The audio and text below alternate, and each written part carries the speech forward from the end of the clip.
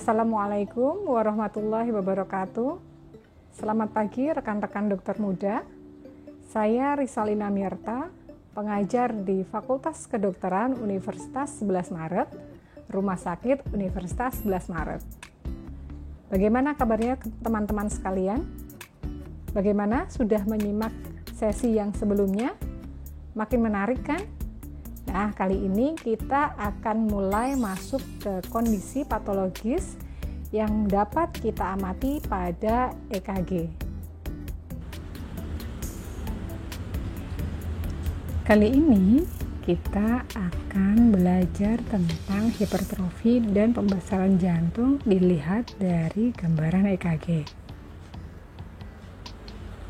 Pada sesi kali ini ada 6 subtema yang akan kita pelajari, di mana pada akhir dari sesi ini diharapkan teman-teman dapat menilai adanya pembesaran atrium kanan, pembesaran atrium kiri, pembesaran biatria atau pembesaran atrium kanan dan kiri, hipertrofi ventrikal kanan, hipertrofi ventrikal kiri, dan hipertrofi biventrikuler. Nah, untuk memahami tentang kelainan atrium, maka kita perlu mengetahui dan memahami bagaimana terjadinya depolarisasi atrium kanan dan kiri. Pada gambar ini menunjukkan arah depolarisasi atrium kanan, yaitu P1, dan atrium kiri, yaitu P2. Gelombang P yang kita dapatkan pada gambaran EKG mencerminkan depolarisasi kedua atria. Nah, depolarisasi atrium ini dimulai dari S anode yang berfungsi sebagai pacemaker jantung normal, di mana S anode ini terletak di bagian atas dari atrium kanan di dekat muara vena cava superior. Depolarisasi atrium dimulai dari S anode, bergerak ke bawah, kemudian dia juga bergerak dari kanan ke arah kiri, di mana atrium kanan ini akan mengalami depolarisasi terlebih dahulu dan gelombang depolarisasinya terlihat sebagai P1 ini, bergerak dari superior ke inferior. Nah, aktivitas listrik ini akan ditransmisikan dari S anode menuju atrium kiri bagian atas melalui Bachmann's bundle yang berfungsi sebagai satu-satunya sistem konduksi khusus atau jalur konduksi listrik dari atrium kanan ke arah atrium kiri atas. Nah, hal ini akan menyebabkan adanya delay yang ringan atau sebentar pada depolarisasi atrium kiri bila dibandingkan dengan depolarisasi atrium kanan. Nah, delay ini menyebabkan depolarisasi atrium kiri terjadi setelah depolarisasi atrium kanan selesai.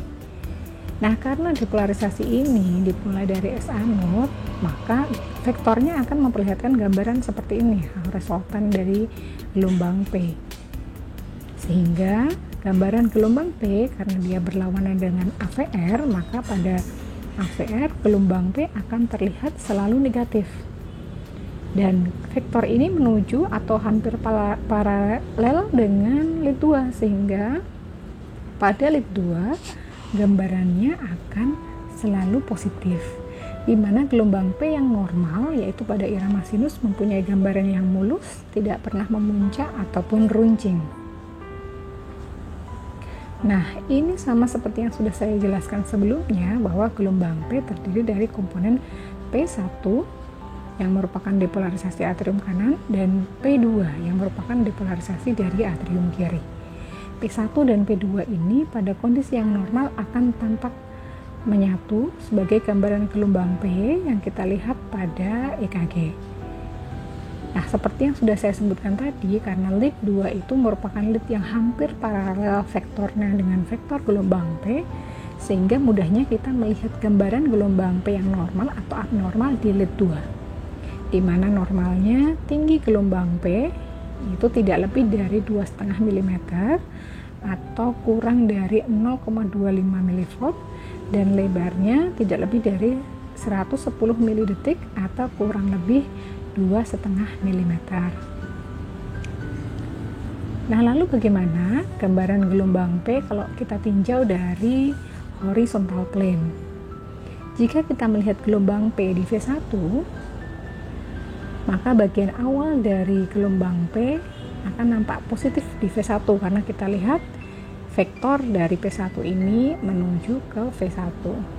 Sedangkan bagian terminal dari V1 akan tampak negatif. Mengapa? Karena vektor depolarisasinya menjauhi dari V1.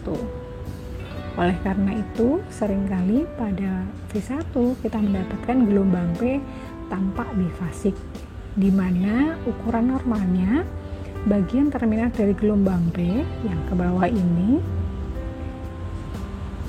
bagian terminalnya lebarnya tidak lebih dari satu kotak kecil atau 40 milisecond, dan dalamnya atau tingginya gelombang P kurang dari 1,5 mm atau 0,15 mV.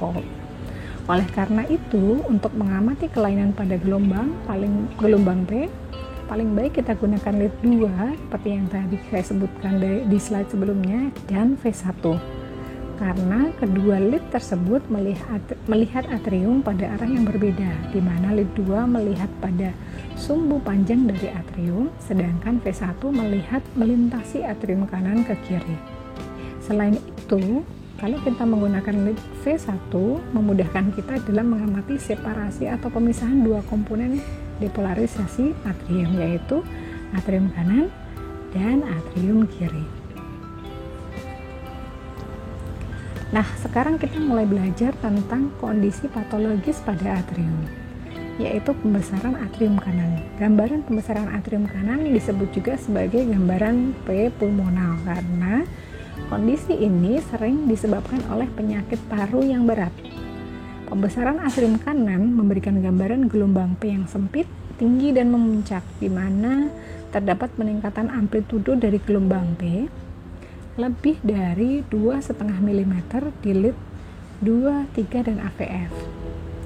Peningkatan amplitudo ini mencerminkan penjumlahan komponen RA yang meningkat dengan komponen atrium kiri. Sedangkan pada lead V1 dan V2, komponen awal dari gelombang P, komponen yang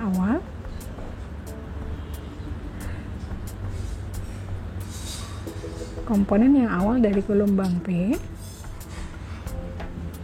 akan nampak lebih prominent dan lebih tinggi dari 1,5 mm atau 0,15 mV. Nah, selanjutnya pembesaran atrium kiri. Pada pembesaran atrium kiri, gelombang P akan tampak melebar, di mana durasi atau lebarnya gelombang P lebih dari 0,11 detik atau sekitar 2,5 mm karena adanya pemanjangan waktu aktivasi atrial total. Tinggi dari gelombang P tidak berubah dan gelombang P akan nampak bertakik atau memiliki dua puncak seperti ini. Seringkali kita sebut sebagai pola N-shape karena adanya dua puncak menyerupai huruf N. Hal ini terjadi karena adanya delay aktivitas atrium kiri sehingga terjadi separasi yang lebih panjang antara depolarisasi atrium kanan dan kiri.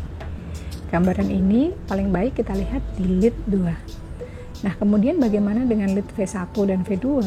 Di lead V1 dan V2 bisa terlihat gambaran bagian terminal dari gelombang P bifasik yang arah ke bawah akan dalamnya lebih dari sama dengan 1 mm dan durasinya lebih dari sama dengan 0,04 detik atau satu kotak kecil atau 1 mm. Nah, ini adalah summary dari apa yang sudah kita pelajari tadi. Di sini kita mengamati lead 2 dan lead V1, di mana pada kondisi yang normal gelombang P di lead 2 nampak mulus. Sedangkan jika ada pembesaran atrium kanan akan nampak gambaran P pulmonal. Jika terdapat pembesaran atrium kiri, maka akan nampak pola M-shape seperti ini. Nah, sedangkan jika kita melihat di V1, pada kondisi normal gelombang P di V1 memang nampak bifasik seperti ini. Ada yang ke atas, ada yang ke bawah. Sedangkan pada pembesaran atrium kanan akan nampak peninggian dari bagian awal gelombang P yang bifasik tersebut. Sedangkan pada pembesaran atrium kiri, bagian terminal gelombang P akan nampak dalam dan lebar dengan kriteria ukuran yang sudah kita pelajari di slide-slide sebelumnya tadi. Lalu bagaimana dengan pembesaran biatrial? Bagaimana kelainan EKG yang akan kita dapatkan pada pembesaran biatrial? Pada pembesaran biatrial didapatkan baik gambaran pembesaran atrium kanan maupun kiri. Gelombang P di lead 2 tinggi dan lebarnya lebih dari 2,5 mm. Lalu di V1 bagian awal gelombang P yang positif tingginya lebih dari sama dengan 1,5 mm. Kemudian bagian terminal dari gelombang P yang negatif durasinya lebih dari sama dengan 1,5 mm. Nah, selanjutnya kita akan belajar tentang hipertrofi ventricle. Sebelum mengetahui gambaran EKG yang abnormal, maka kita perlu mengetahui bagaimana gambaran kompleks QRS terutama pada lead prekordial. Mengapa kompleks QRS? Karena kompleks QRS ini menggambarkan depolarisasi ventrikel, sehingga jika ada hipertrofi ventrikel, maka abnormalitas EKG akan kita dapatkan pada kompleks QRS ini. Abnormalitas ini terutama pada komponen yang vertikal atau voltase dari kompleks QRS. Nah, gambaran ini memperlihatkan gambaran atau pola EKG normal di lead prekordial, di mana gelombang R akan tampak berprogresi dari V1 hingga V6. Dari V1 R kecil dengan S besar, kemudian gelombang R ini semakin meninggi menuju lead prekordial kiri yaitu V5 V6, dan gelombang S-nya akan semakin memendek, dan kemudian ada zona transisi yang merupakan lead yang gambaran R dan S-nya itu sama panjang, atau dengan kata lain kita sebut isoelektrik, di mana pada gambar ini ada di V3. Nah, jika ada hipertrofi ventricle maka pola ini akan berubah, tinggal di mana kelainan itu terjadi. Jika terjadi hipertrofi ventrikel kanan, maka lead kanan atau V1, V2 akan memperlihatkan gambaran amplitudo yang besar atau defleksi ke atas yang lebih besar. Nah, pada RVH pola ini tidak kita dapatkan, yang normal seperti ini tidak kita dapatkan karena V1 gelombang R-nya tinggi, kebalikan dari gambar ini. Begitu pula sebaliknya, jika terjadi hipertrofi ventrikel kiri, maka lead kiri atau V5 V6 akan memperlihatkan amplitudo atau defleksi ke atas yang lebih besar lagi. Nah, mari kita perhatikan contoh-contoh berikut. Yang pertama adalah hipertrofi ventrikel kanan. EKG berikut direkam dengan kalibrasi setengah ya. Kita lihat nih ya. Perhatikan bahwa kalibrasinya setengah. RVH memberikan gambaran gelombang R yang tinggi di lead prekordial kanan, yaitu di V1, V2. Kita lihat, ini kan beda dengan gambar yang sebelumnya tadi. Nah, kriteria RVH adalah adanya perbandingan R yang ke atas dibandingkan dengan S yang ke bawah di V1 lebih dari 1, atau dengan kata lain, yang ke atas atau gelombang R-nya lebih tinggi daripada gelombang S di V1. Kemudian pada lead prekordial kiri, didapatkan gambaran yang sebaliknya, yaitu adanya gelombang S yang lebih dalam daripada tinggi gelombang R. Kemudian kriteria yang lain lagi adalah adanya deviasi aksis ke kanan. Selanjutnya, hipertrofi ventrikel kiri. Sebetulnya ada banyak kriteria yang digunakan untuk menilai LVH, tetapi ada dua kriteria yang paling sering kita gunakan untuk menilai adanya LVH, yaitu yang paling kita kenal. Yang pertama adalah kriteria Sokolov-Lyon, di mana kriteria Sokolov-Lyon ini adalah R di V5 atau V6 ditambah S di V1. R di V5 itu yang ke atas atau V6 yang ke atas ini ditambah S di V1 lebih dari 35 mm. Kriteria lain yang cukup sering kita gunakan adalah kriteria Cornell. Pada kriteria Cornell ini, rumusnya adalah R di AVL ditambah S di V3 yang ke bawah, R di AVL yang ke atas ditambah S di V3 pada laki-laki lebih dari 28 mm dan pada wanita lebih dari 20 mm. Nah, selanjutnya adalah hipertrofi biventrikular. Nah, pada contoh ini kompleks QRS kelihatan saling menumpuk ya, jadi kita agak sulit menginterpretasi dengan baik, menilai dengan akurat kita sulit. Nah, ini merupakan contoh di mana seharusnya kita mengubah kalibrasinya menjadi setengah supaya tidak saling menumpuk.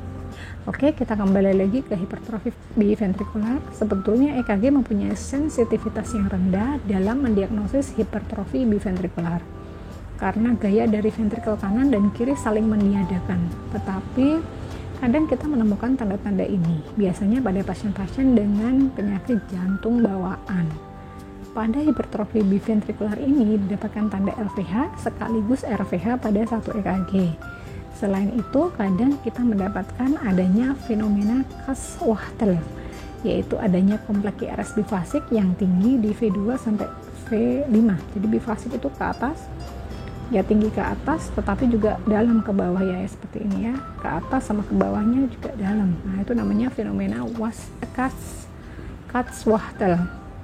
Hipertrofi biventrikular ini kita curigai jika kita mendapatkan adanya kriteria LVH tapi QRS aksesnya mengarah ke deviasi akses ke kanan atau didapatkan adanya pembesaran atrium kanan.